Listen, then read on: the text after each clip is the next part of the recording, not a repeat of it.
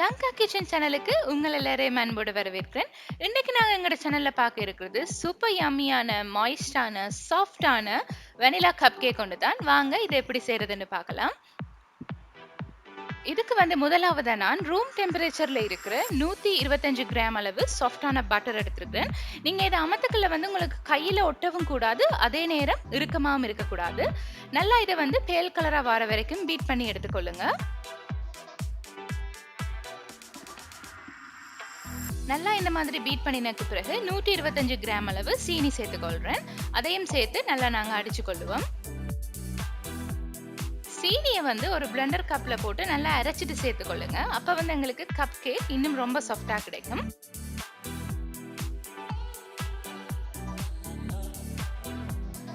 நல்லா ஒரு 3 நிமிஷம் பீட் பண்ணி எடுத்ததுக்கு பிறகு இந்த மாதிரி ஒரு ஸ்பெச்சுலாவோ இல்லைன்னா ஒரு ஸ்பூன் வச்சு சைட்ஸ் எல்லாம் நல்லா ஸ்க்ரேப் பண்ணி விட்டுக்கொள்ளுங்க. அப்பதான் எங்களுக்கு அந்த பட்டரும் சுகரும் வந்து சேர்ந்து இருக்கிற மிக்சர் ஒரே மாதிரி இருக்கும்.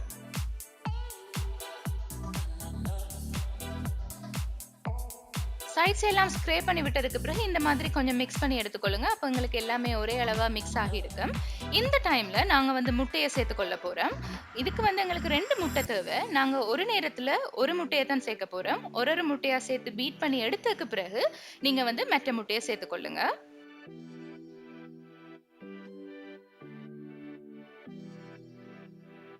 முதலாவது முட்டை சேர்த்து நல்லா பீட் பண்ணினதுக்கு பிறகு இப்ப நாங்க 2வது முட்டையும் சேர்த்து நல்லா பீட் பண்ணி எடுப்போம்.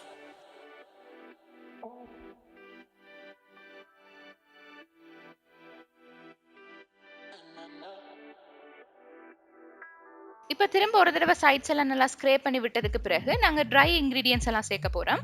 இதுக்கு வந்து நான் ஒரு 125 கிராம் அளவு கோதுமை மாவோட 1/4 டீஸ்பூன் அளவு பேக்கிங் பவுடரும் ஒரு பிஞ்ச் அளவு உப்பும் சேர்த்து அரைச்சிட்டு இதுக்குள்ள சேர்த்துக்கொள்ள போறேன். ட்ரை இன்கிரீடியன்ட் சேர்த்ததுக்கு பிறகு நீங்க வந்து உடனே பீட்டர் யூஸ் பண்ணக்கூடாது. இந்த மாதிரி ஒரு ஸ்பெச்சுலாவோ இல்ல ஸ்பூனோ வச்சு மிக்ஸ் பண்ணினதுக்கு பிறகு தான் நாங்க வந்து பீட்டரால் அடிக்கணும். அப்ப இதை வந்து மிக்ஸ் பண்ற டைம்ல நீங்க கட் அண்ட் ஃபோல்ட் மெத்தட்ல மிக்ஸ் பண்ணுங்க. ஓவர் மிக்ஸும் செய்யக்கூடாது. ஓவர் மிக்ஸ் செய்தோம்னு சொன்னா எங்களோட கப் கேக்ல வந்து நடுவுல குழி விழுந்துடும். இப்ப நான் அதை நல்லா மிக்ஸ் பண்ணினதுக்கு பிறகு 2 டேபிள் ஸ்பூன் அளவு பால் சேர்த்துக்கொள்றேன். அதோட ஒரு டேபிள் ஸ்பூன் அளவு வெனிலா எசன்ஸும் சேர்த்துக்கொள்றேன். நீங்க உங்களுக்கு விருப்பமான எசன்ஸ் சேர்க்கலாம். அதாவது ஸ்ட்ராபெரி, சாக்லேட், என்ன விதமான எசன்ஸும் நீங்க இதுல சேர்த்துக்கொள்ளலாம். இதை சேர்த்ததுக்கு பிறகு நாங்க இப்ப பீட்டரால திரும்ப ஒரு 3 நிமிஷத்துக்கு நல்லா எல்லாத்தையும் மிக்ஸ் பண்ண போறோம். நான் இன்றைக்கு சொன்ன அளவுகள் எல்லாமே உங்களுக்கு 12 கப் கேக் செய்யறதுக்கு சரியான அளவா இருக்கும். இப்ப வந்து நல்லா நாங்க பீட் பண்ணி எடுத்ததுக்கு பிறகு கப் கேக் லைனர்ஸுக்குள்ள போட போறோம். எப்பவுமே வந்து நீங்க கப் கேக் லைனர்ஸை ஃபில் பண்ணக்குள்ள 3/4 வாசி அளவு ஃபில் பண்ணினா போதும். அப்ப அது வந்து பேக் ஆகி வரக்குள்ள ஃபுல்லான ஒரு கப் கேக்கா வரும். எல்லாம் ஃபில் பண்ணக்கு பிறகு நான் இன்றைக்கு ஓவன்ல பேக் பண்ண போறேன். நீங்க ஓவன்ல பேக் பண்றதா இருந்தா 180 டிகிரி செல்சியஸுக்கு 20 நிமிஷம் பேக் பண்ணினா சரியா இருக்கும்.